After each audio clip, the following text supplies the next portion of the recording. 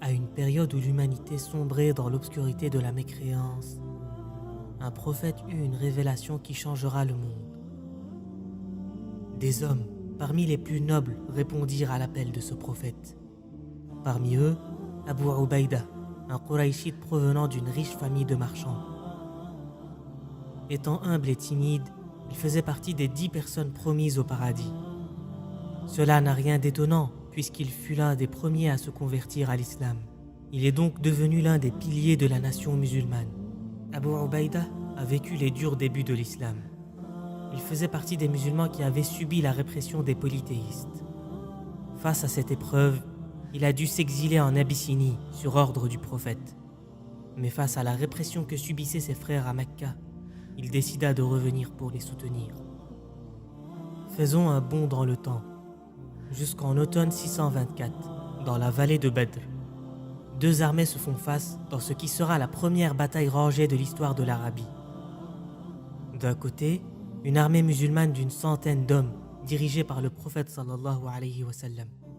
Et de l'autre, une armée polythéiste de plus de 1000 hommes, dirigée par le chef de la Mecque, Abu Sufyan.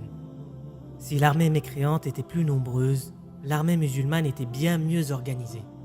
En effet, le prophète avait organisé son armée de telle sorte à ce que les lanciers soient en première ligne, suivis des fantassins, positionnant ainsi les archers sur la dernière rangée. Une telle stratégie était inédite en Arabie, où les batailles étaient souvent chaotiques et désorganisées. Les tribus arabes avaient tendance à faire des raids plutôt que de s'exposer dans de grandes batailles. Après une série de duels victorieux pour les musulmans, les deux armées se jetèrent dans cette bataille décisive. Le combat était d'une rare violence. Les armes s'entrechoquaient et les flèches sifflaient au-dessus des têtes. Abu Ayyub, connu pour son courage et sa force, transperçait les lignes ennemies, causant beaucoup de pertes dans les rangs des polythéistes. Sa force terrorisait les soldats ennemis. Mais il y avait un seul homme qui osait défier Abu Ubaïda. Celui-ci ne cessait de le pourchasser à travers le champ de bataille. Étrangement, Abu Ubaïda tentait de l'éviter à chaque reprise. Mais cet homme le poursuivait sans relâche, jusqu'à l'avoir atteint. Abu Ubaïda fit face à cet homme, et les deux sabres se croisèrent dans un bruit assourdissant. Le musulman prit rapidement l'avantage dans ce duel mortel, et asséna un coup de sabre fatal au cou de son adversaire. Le corps de ce dernier s'effondra sur le sol, inerte. L'homme qu'Abu Ubaïda avait tué n'était autre qu'Abdullah ibn al-Jarrah, son propre père. Ce fut un événement très difficile pour Abu Ubaïda.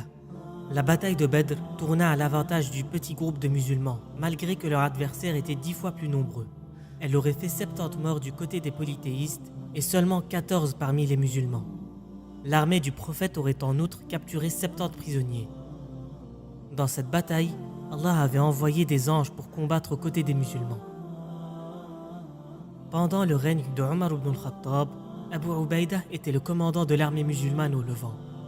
Il menait ses troupes de victoire en victoire jusqu'à prendre le contrôle de la totalité de la région syrienne.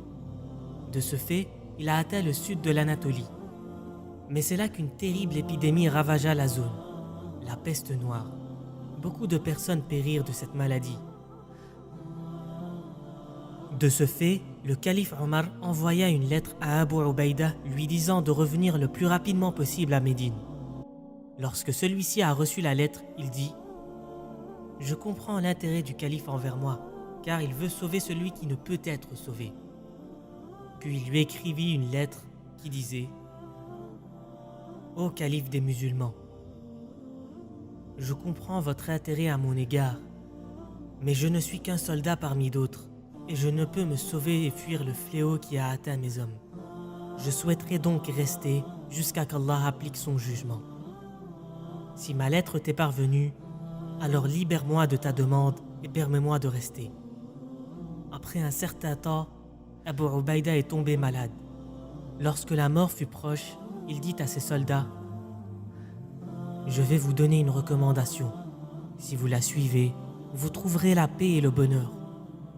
Effectuez la prière, faites la zakat et jeûnez pendant le mois du Ramadan. Faites l'aumône, faites le pèlerinage et la Umrah. Donnez-vous des conseils et conseillez vos dirigeants.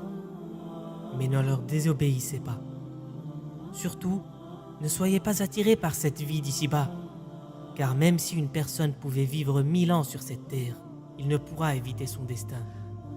Sachez qu'Allah a prescrit la mort aux enfants d'Adam, et le plus malin est celui qui obéit à son Seigneur et qui œuvre pour le jour du jugement dernier. Et enfin, que la paix et la bénédiction d'Allah soient sur vous. Puis il se tourna vers Mu'adh ibn Jabal et lui dit « Guide la prière des gens ». Puis il lâcha son dernier souffle après avoir effectué sa shahada, et son âme s'envola vers son Créateur. Qu'Allah accorde sa miséricorde à ce pieux compagnon et le fasse entrer au paradis.